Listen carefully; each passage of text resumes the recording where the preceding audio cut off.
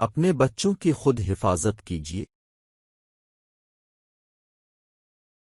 بے شمار پریشانیوں میں گھری قوم پر ایک پریشانی مزید آن پڑی ہے۔ ملک بھر میں بچوں کے اغوا کا سلسلہ چل نکلا ہے، جو سب سے تکلیف دہ پریشانی ہے۔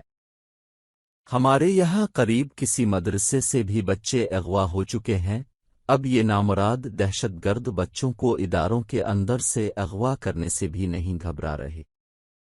یہ کوئی منظم نیٹ ورک ہے جو دیکھتے ہی دیکھتے کراچی سے خیبر تک پھیل چکا ہے۔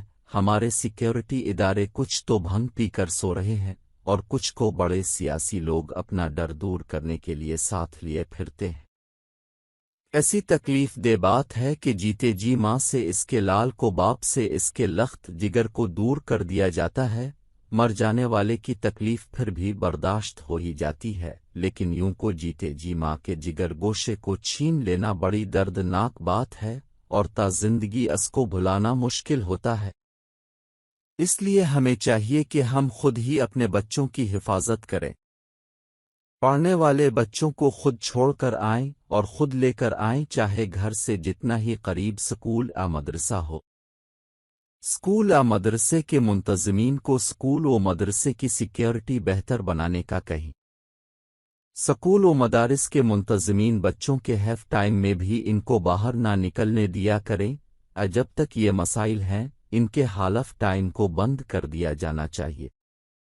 اور جب تک کسی کا والد یا بھائی یا گھر کا کوئی فرد مدرسے یا اسکول میں بچے کو لینے نہ پہنچے تب تک اسے باہر نہ نکلنے دیا کریں۔ یہ ایک ذمہ دار بچوں کو گیٹ کے پاس روکے رکھے، اور جب کسی کا سرپرست لینے آئے تو اس کے حوالے کرے۔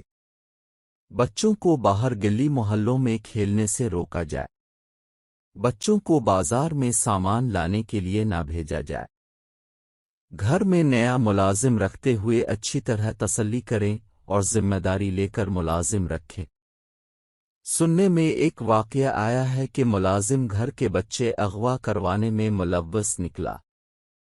مساجد میں کم عمر بچوں کو نہ لے جائیں، کیونکہ جب آپ نماز میں مشغول ہو جاتے ہیں اور بچہ ادھر ادھر کھیلتا رہتا ہے تو ایسے میں بھی خطرہ رہتا ہے کہ کوئی اٹھا کر چلا نہ جائے۔ اسی طرح بہت سی احتیاط کرنے کی باتیں ہیں جن پر ضرور عمل کرنا چاہیے۔ تھوڑی سی محنت ضرور کرنا پڑے گی، لیکن یہ آپ کو ہمیشہ کے پچھتاوے سے بچا سکتی ہے، اس لیے اس بارے میں احتیاط برتیں۔ ہم اپنے بچوں کی حفاظت کو خود ہی یقینی بنائیں۔ اللہ تعالیٰ جب تک اس فتنے کو نابود نہ فرما دیں تب تک ہمیں احتیاط سے کام لینا چاہیے، اور اللہ پاک سے ہمیشہ دعا گو رہنا چاہیے کہ اللہ تعالیٰ تمام بچوں کو محفوظ رکھیں اور اس فتنے کو جلد سے جلد ختم فرما کر ہمارے معاشرے کو پھر سے پرامن بنا دیں۔ یہ بھی آزادی چھین لینے جیسا اقدام ہی ہے۔ شاید ہمارے ادارے اس طرف بھی کوئی آپریشن کرنے کی جرات کر ہی لیں۔